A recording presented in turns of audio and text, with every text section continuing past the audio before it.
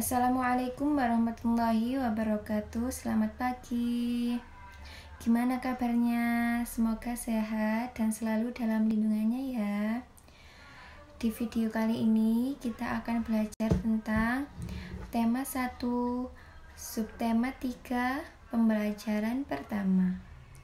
Sebelum kita memulai pembelajaran, mari kita berdoa terlebih dahulu ya. Berdoa dimulai. Berdoa selesai.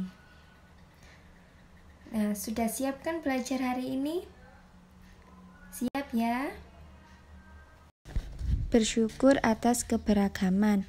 Indonesia memiliki keberagaman adat istiadat, makanan, permainan tradisional, lagu, tarian, serta lainnya. Kita perlu mensyukurinya karena dapat menikmatinya. Jadi budaya kita, budaya Indonesia itu sangat amat kaya. Banyak sekali tarian daerah, lagu daerah, permainan daerah, dan makanan daerah. Hari ini kita akan belajar tentang makanan tradisional Indonesia. Makanan tradisional Indonesia membutuhkan waktu dalam mengolahnya. Pembuatannya pun harus ahli membuatnya. Kamu akan belajar tentang seorang ibu pembuat dodol Betawi, makanan tradisional dari Betawi. Dengarkan gurumu bercerita, tulislah gagasan pokok dan gagasan pendukungnya pada diagram yang telah disediakan. Nah, sekarang Ibu akan menceritakan tentang dodol Betawi Mak Salma. Sebentar lagi kota Jakarta akan berulang tahun. Seperti tahun-tahun sebelumnya, Mak Salma menerima banyak pesanan. Mak Salma adalah pembuat dodol tradisional Betawi di kampungnya. Biasanya ketika menyambut ulang tahun kota Jakarta, banyak pertokoan yang mengadakan festival Betawi. Makanan Betawi menjadi jajanan di festival. Kerak telur, bir peletok, dan dodol Betawi menjadi primadona makanan dalam menyambut Dirgahayu Jakarta. Sudah sejak seminggu yang lalu, Mak Salma bekerja keras. Ia dan beberapa ibu-ibu tetangganya membuat adonan dodol. Ketan, gula merah, gula pasir, dan santan dicampur menjadi satu. Membuat dodol Betawi membutuhkan kerjasama. Tidak hanya perempuan, laki-laki pun terlibat dalam pembuatannya.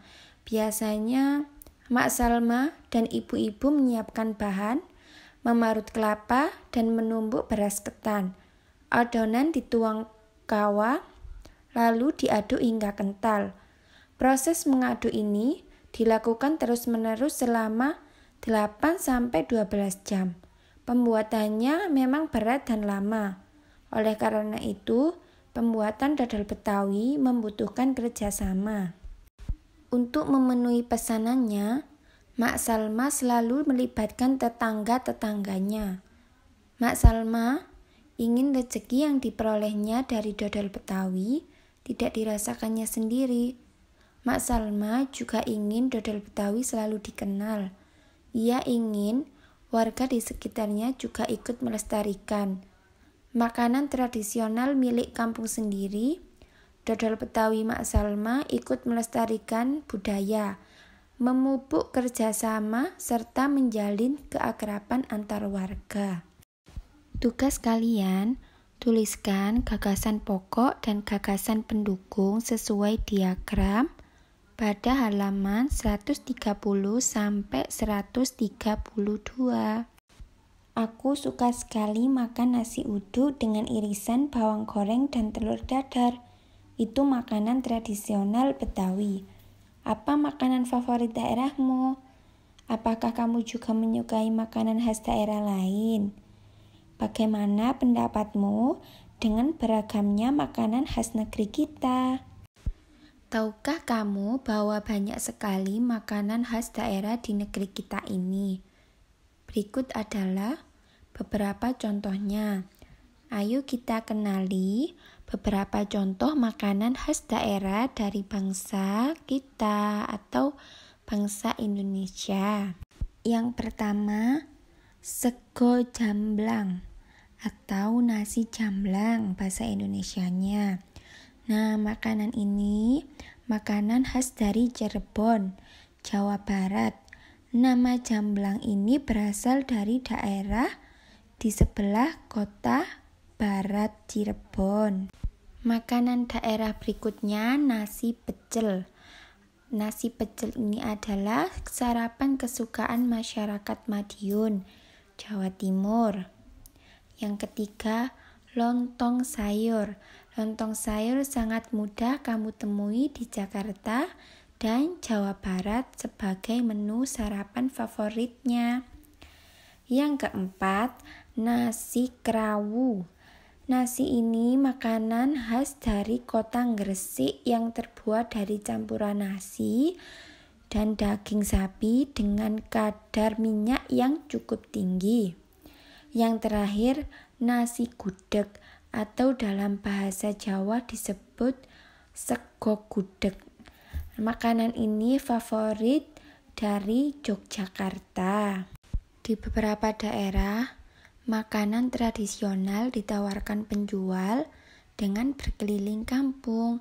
Terkadang mereka berteriak atau membunyikan alat menawarkan makanannya tersebut. Suaranya nyaring terdengar.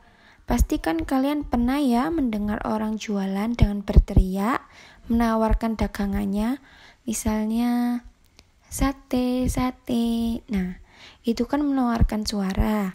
Sebelumnya, kita sudah belajar bahwa setiap benda yang bergetar itu akan menghasilkan suara atau bunyi. Ayo mencoba.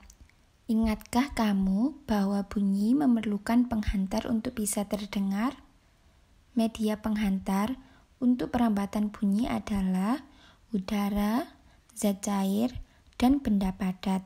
Tahukah kamu sifat-sifat bunyi lainnya?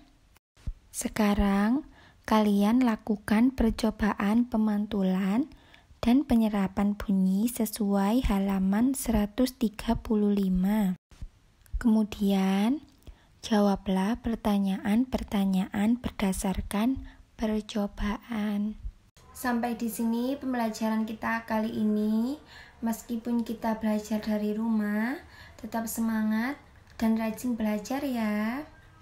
Selalu patuhi protokol kesehatan, memakai masker, menjaga jarak, dan mencuci tangan. Sekian, terima kasih. Wassalamualaikum warahmatullahi wabarakatuh.